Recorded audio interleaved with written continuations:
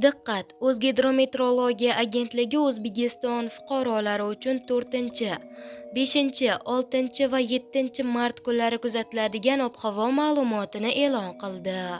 Assalomu alaykum, hurmatli tomoshabin, kanalimizga xush kelibsiz. Agar kanalimizda yangi bo'lsangiz, kanalimizga obuna bo'lib, like va podpisatsiya tugmachalarini bosib qo'yishni unutmang. Diqqat qiling, O'zbekistonda 4, 5, 6 va 7 martga ob-havo prognozi e'lon qilindi. Unga ko'ra, Qoraqalpog'iston Respublikasi Xorazm viloyatida havo o'zgaruvchan bo'ladi.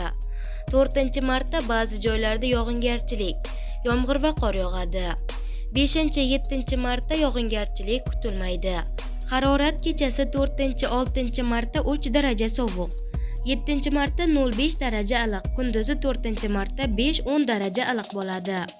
5-7 martda 10-15 daraja iliqqacha ko'tariladi. Buxoro va Navoiy viloyatlarida havo o'zgaruvchan bo'ladi. 4-6 martda ba'zi joylarda yomg'ir yog'adi. 7 martda yog'ingarchilik kutilmaydi.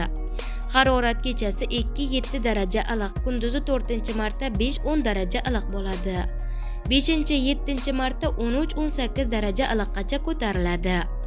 Navoiy viloyati shimolida kechasi 4-6 martda 3 daraja, 7 martda 0,5 daraja iliq, kunduzi 4 martda 5-10 daraja iliq bo'ladi. 5-7 martda 10-15 daraja iliqqacha ko'tariladi. Toshkent, Sirdaryo, Jizzax, Samarqand viloyatlarida havo o'zgaruvchan bo'ladi. Ba'zi joylarda yomg'ir yog'adi.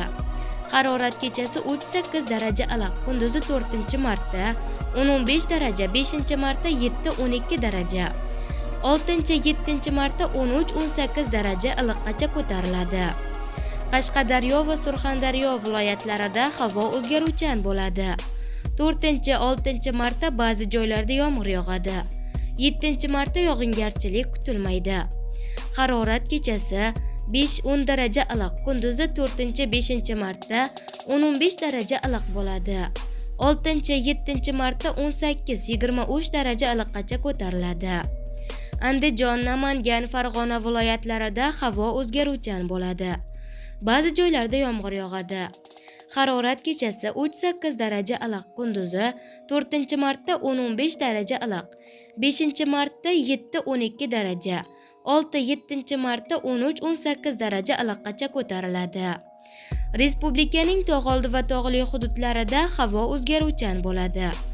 Vaqti bilan yog'ingarchilik, yomg'ir va qor yog'adi.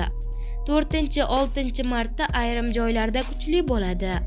4-6 martda respublikaning tog'li hududlarida qor ko'chish xavfi bor. 4-6 martda respublikaning tog'oldi va tog'li hududlarida sel suv toshqin hodisalari yuzaga kelishi mumkin. Harorat kechasi 3 daraja iliqdan 2-7 daraja sovuqqacha, kunduzi 3-8 daraja iliqdan -2 daraja sovuqqacha o'zgarib turadi, deyiladi xabarda.